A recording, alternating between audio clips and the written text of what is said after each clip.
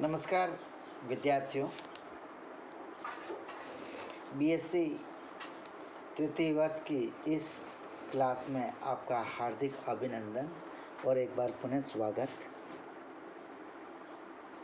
BSc तृतीय वर्ष के पेपर इवोल्यूशन के अंतर्गत आज हम जैव विकास के सिद्धांतों का अध्ययन करेंगे। Principles of the organic evolution. Principles of the organic evolution या जैव विकास के सिद्धांतों से आप भली-भांति परिचित हैं और पिछली कक्षाओं में भी आप लोगों ने इनका अध्ययन कर रखा है। लेमार्कवाद, नव लेमार्कवाद, डार्विन तथा डार्विनवाद, नव डार्विनवाद, वाइजमैन का जर्म प्लस सिद्धांत और विकास के सिंथेटिक थ्योरी, विकास का संश्लेषिकवाद। इन सभी जैव विकास के सिद्धांतों का अध्ययन हम क्रमबद्ध तरीके से एक के पश्चात एक का अध्ययन करेंगे, किंतु आज हम चर्चा करेंगे सबसे पहला जो सिद्धांत है लेमार्क तथा लेमार्कवाद और नव लेमार्कवाद के बारे में।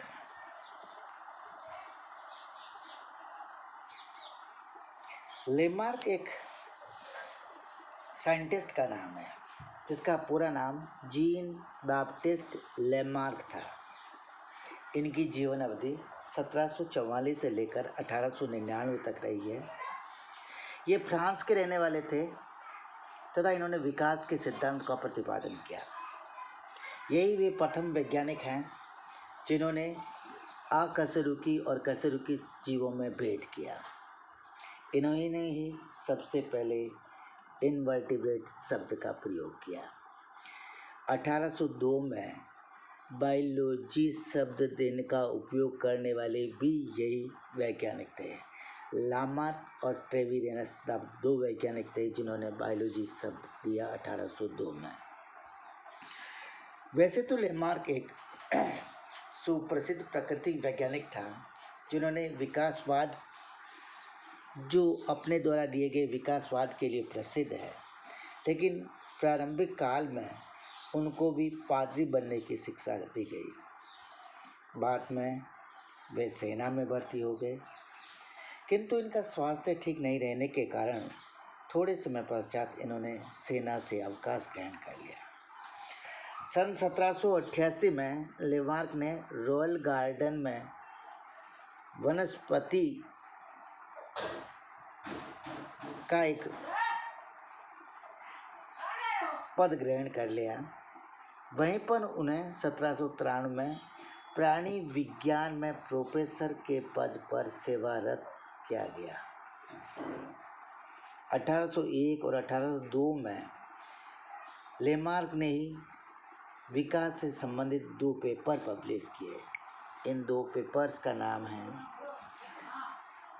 सिस्टम डेस एनिमोर सेंस वर्टिब्रेंट्स एंड रिसर्चल ऑर्गेनाइजेशन ऑफ क्रॉप्स वाइवेंस। ये 2 पेपर प्रस्तुत 1809 में उसने अपनी पुस्तक फिलोसॉफी जूलॉजी में विकास के सिद्धांत का विस्तृत विवरण प्रस्तुत किया।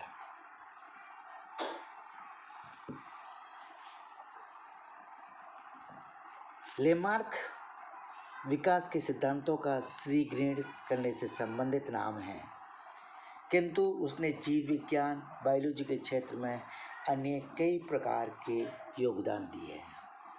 सर्वप्रथम यही वह व्यक्ति है जिसने वनस्पति और जंतुओं में विशेष समानता प्रदर्शित की और बायोलॉजी शब्द को प्रचलित किया।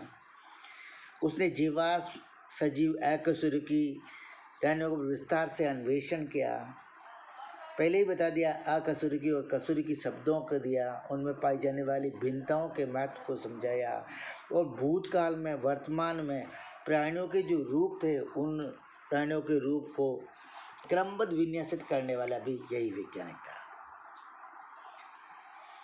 मानव को इसने इसकी हायरार्की में सबसे ऊपर रखा, जो आजकल के वैज्ञानिकों के द्वारा प्रस्तुत विवरण में भी मानव उसी अनुक्रम में रखा जाता है या माना जाता है। लेमार्क ने जो सिद्धांत दिया वह लेमार्क की वंशागति का सिद्धांत कहलाया। लेमार्कवाद या इसे कहते हैं inheritance of acquired characters. Inheritance of acquired characters के एज्यूम्पशन में लेमार्क ने बताया कि विकास से संबंधित सिद्धांत उपार्जित लक्षणों की वंशागति को कहते हैं। इसके अनुसार इसने 4 परिकल्पनाएं दी। पहली परिकल्पना में इसने कहा कि जीव के अंदर ऐसा कोई न कोई बल पाया जाता है जो सदैव इसके अंगों के आकार में वृद्धि करने में सहायता करता है। दूसरी बात इन्होंने बताई कि किसी भी नई आवश्यकता या चलन की नई विधि के फलस्वरूप जीवों में नवीन अंगों का विकास होता है। और तीसरी बात के रूप में इन्होंने कहा किसी अविरत या स्थायी रूप से प्रयोग में आते रहने से कोई भी अंग अधिक विकसित हो सकता है या उपयोग में नहीं आने पर वह अंग अपघटित हो सकता है। और चौथी और अंतिम एज्यूम्पशंस पे इसने कहा कि जीव जो भी अपने जीवन काल में उपार्जित करता है जिसके कारण ये रूपांतरित हो जाता है और रूपांतरित होने के फलस्वरूप ये लक्षण उसकी संतान में वंशागत हो जाते हैं, जिसके फलस्वरूप कालांतर में जीवों में परिवर्तन स्थापित हो जाते हैं। इन परिकल्पनाओं के आधार पर उसने नियम प्रतिपादित किए। नियम प्रतिपादन में इसने सबसे पहले बताया वातावरण के साथ प्रतिक्रिया। लेमार्क की धारणा थी कि जीवों के रूप में और जीवों की आकृति को वातावरण प्रभावित करता है। जीवों और वातावरण के मध्य अंतःक्रिया के कारण जीवों के स्वभाव में परिवर्तन होता है। स्वभाव में परिवर्तन के कारण किसी अंग या रचना या असामान्य सक्रियता उत्पन्न होती है। लेमार्क ने धारणा दी कि वातावरण, मृदा, भोजन, ताप इत्यादि में होने वाले परिवर्तन प्रत्यक्ष से पादपों पर और अप्रत्यक्ष रूप से जंतुओं को प्रभावित करते हैं।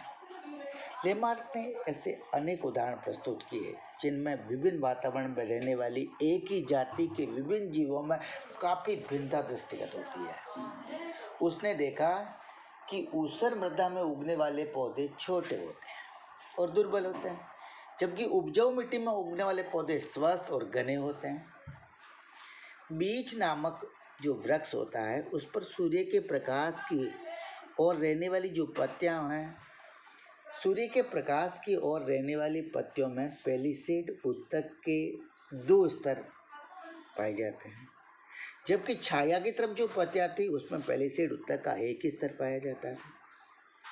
जलस्थली पौधे जो होते हैं एम्फीबियस प्लांट्स, उसमें 2 प्रकार की पत्तियां होती है। इन निरीक्षण से लेमार्क ने निष्कर्ष निकाला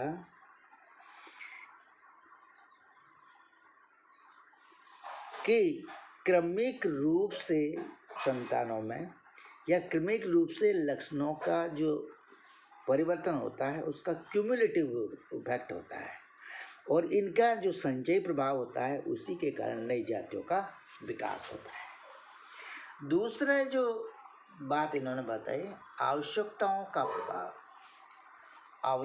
का प्रभाव ने लेमार्क के अनुमान लगाया कि स्वभाव में परिवर्तन के कारण जीवों के शरीर में या तो किसी नए अंग का विकास हो जाता है या पहले से स्थित किसी संरचना का जो है अपरासन हो जाता है या अन्य संरचना में यह परिवर्तन हो जाता है। फिर तीसरा बात इन्होंने कही उपयोग और अनुपयोग की बात। उन्होंने कहा किसी या उनके लगातार उपयोग में लाए जाने के कारण कार्य दक्षता और आकार में समुचित वृद्धि होती है। इसके विपरीत जीव द्वारा काफ़ी समय तक प्रयोग में नए लाए जाने वाला जो अंग होता है उसके आकार और दक्षता में ह्रास होता है, अंत में वह अपभ्रष्ट हो जाता है। लेमार्क ने इस तथ्य को प्रमाणित करने के लिए जिराफ के गर्दन की व्याख्या की। जिराफ की गर्दन और अग्रपादों, अन्य पादों नहीं, अग्रपादों के लंबे होने के उदाहरण के द्वारा उसने ये परिकल्पना प्रस्तुत की।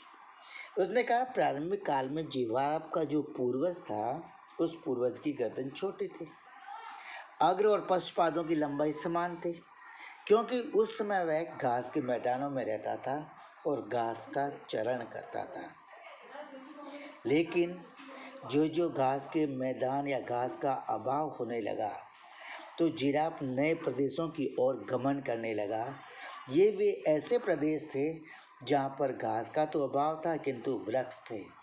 अब जिराफ को पत्तियाँ खाने के लिए अपनी गर्दन को ऊपर उठाना और फैलाना पड़ता था। गर्दन और अगली टांगों के अधिकाधिक प्रयोग से यह लंबी होती गई और अनेक वर्षों तक ये होते रहने से अंत में उसकी गर्दन और टांगों में जो परिवर्तन हुआ वह स्थायी हो गया और स्थायी प्रयोग जो है आगे की पीढ़ियों में वंशागत हो गया। इसी प्रकार लेमार्क ने जीवों में प्रयोग में नए आने वाले लुप्तानवेशी अंगों की भी समीक्षा की। अब चौथी बात में इन्होंने कह दिया भाई कि इनहेरिटेंस ऑफ एक्वायर्ड कैरेक्टर्स, जीव ने जो अर्जित करा है वो उसके आगे की पीढ़ी में वंशागत हो जाएगा। कोई भी जीव जिस किसी वातावरण में रहता है उस वातावरण का प्रत्यक्ष या अप्रत्यक्ष प्रभाव से कुछ न कुछ वह अर्जित करता है, जिसे हम उपार्जित कहते हैं। किसी एक पीढ़ी में रहकर अर्जित किए गए लक्षणों का आगे की पीढ़ी में हस्तांतरण होता है तो उसको हम वंशागत कहते हैं। ठीक वही वातावरण मिलने पर ये रूपांतर और अधिक स्पष्ट हो जाता है और इनके संचय प्रभावों के कारण नई जातियों का उद्गम होता है। अब लेमार्क के द्वारा दिए गए एग्जाम्पल्स देख लेते हैं। लेमार्क ने जो एग्जाम्पल दिए उन एग्जाम्पल में उन्होंने घोड़े का एग्जाम्पल दिया। आधुनिक घोड़े के जो पूर्वज है पहले गीली और नर्म मिट्टी में वास करते थे और घास को चरा करते थे, इसलिए ये पादतलचारी थे। कालांतर में धरती शुष्क होने लगी, घास के मैदानों का स्थान जंगलों ने ले लिया, वातावरण और वास स्थल दोनों में परिवर्तन के साथ साथ स्वभाव में परिवर्तन आ गया। अब घोड़ों को सूखी और सख्त घास खानी पड़ती थी, शुष्क भूमि पर चलना पड़ता था, शत्रुओं के बचने के लिए घने पेड़ पौधों के अभाव के कारण इन्हें तेजी से भागना पड़ता था और स्वभाव में इन परिवर्तनों के फलस्वरूप इनके मोलर और परिमोलर दांतों में परिवर्तन हो गए, अंगुलियों की संख्या कमी हो गई, टांगें लंबी हो गई और पाद की जो संस्थिति है वह क्रमिक रूप से पाद तलचारी से खुरचारी हो गई। खुरचारी होने से अब ये सख्त भूमि पर तेजी से भागने में समर्थ हो गया। तो पहला जो पॉइंट है लेमार्क के एग्जाम्पल्स में, इसलिए इसने इस पॉइंट के अंतर्गत इसने घोड़े की संरचना में आए परिवर्तनों की व्याख्या करी। दूसरी बात की व्याख्या हम पहले ही कर चुके हैं कि दूसरे पॉइंट में इन्होंने कहा जिराफ की गर्दन लंबी होना वृक्ष की पत्तियों तक गर्दन पहुंचाने के फलस्वरूप है। तीसरी बात की बतख यदि जलीय पक्षियों में पानी की सतह पर तैरने के लिए अविरत रूप से ये पादों हैं, पादों की त्वचा को तान कर रखने के कारण इसमें जालयुक्त पादों का विकास हो गया। वृक्ष की शाखाओं और टहनियों को कसकर पकड़े रहने के कारण पक्षी जो वृक्षवासी होते हैं उनमें उंगलियां जो है वक्रित हो गई, वक्रित उंगलियों का विकास हो गया, तेज और वक्रित। इसी प्रकार लेमार्क ने कुछ ऐसे उदाहरण भी दिए जो प्रयोग में नहीं आने के कारण उनके अंग जो है लुप्तानवेशी हो गए। जैसे भूमि के अंदर घुसने के कारण छुछुंदर अंधेरे में रहता था तो नेत्र अल्प विकसित हो गए। मनुष्य के कानों को हिलाने की आवश्यकता नहीं थी तो पिन्ना की जो पेशियां हैं वह अविकसित रह गई, किंतु स्तनधारियों में ही जो जंतु हाथी है, कुत्ता है, खरगोश है, उनके पिन्ने सुविकसित होते हैं। क्यों? कि वह उसके आसपास होने वाली हलचल को जान करके अपनी सुरक्षा कर सके। ये जंतु जंगलों के वासी होते हैं, शत्रुओं से बचने के लिए, शत्रुओं से बचने के लिए हलचल से उत्पन्न हुई धनुर्नी की तरंगों पर इनको आश्रित रहना पड़ता है। दूर से ही शत्रु की उपस्थिति का पता लगाकर ये अपने आप को सुरक्षित स्थानों पर ले जाते हैं। सर्प, प्रोटियस और दिलों में नहीं, ये बिलों में रहने वाले जंतुओं के पास जो है सुविकसित और सकार्यक थे, किंतु बिलों में घुसने और बाहर निकलने के कारण इनको परेशानी का सामना करना पड़ता था। इनको रेंगने में बाधा आती थी, तो उनका प्रयोग नहीं होने के कारण कालांतर में धीरे धीरे ये अंग हरासित हो गए। अब बात आती है लैमार्कवाद की आलोचना। लैमार्कवाद जब आया तो लैमार्कवाद की तीव्र प्रतिक्रिया हुई। वैज्ञानिकों ने इसका निरीक्षण के पश्चात इसकी यथार्थता पर संदेह प्रकट किया। कोरियर और विजमान लैमार्कवाद के कटु आलोचक रहे हैं। इन्होंने कुछ ऐसे अपवाद प्रस्तुत किए जिनका लैमार्क साहब स्पष्टीकरण देने में असमर्थ रहे। इन्होंने कहा, लैमार्क के अनुसार जीवों के आकार में वृद्धि होने की प्रवृत्ति होती है और जीवों में यथार्थ रूप से ऐसा देखा भी गया है, किंतु यह सिद्धांत सार्वत्रिक रूप से लागू नहीं होता, क्योंकि विकास के फलस्वरूप कई बार जीवों के आकार में कमी भी हो गई है। यही नहीं, अगर ऐसा होता तो पढ़ने लिखने वाले जो व्यक्ति होते हैं उनकी दृष्टि अन्य व्यक्तियों की तुलना में क्षीण नहीं होती बल्कि प्रबल होती, जबकि पढ़ने लिखने वाले व्यक्तियों की दृष्टि क्षीण हो जाती है। दूसरा, लैमार्कवाद के अनुसार जीवों में आवश्यकता के अनुसार नए अंगों का विकास होता है, किंतु यह सत्य नहीं है। अगर यदि यह सत्य होता तो किसी नयन का विकास किसी प्राणी की इच्छा पर निर्भर करता और सैकड़ों वर्षों से मानव द्वारा पक्षियों के समान उड़ने की इच्छा होती है, लेकिन आदमी के पंख विकसित नहीं हुए। लैमार्क ने किसी लक्षण या परिवर्तन के उन्नत होने का स्पष्टीकरण तो दिया, किंतु प्रारंभिक अवस्था में उसकी लाभ की व्याख्या करने में वह असमर्थ रहा।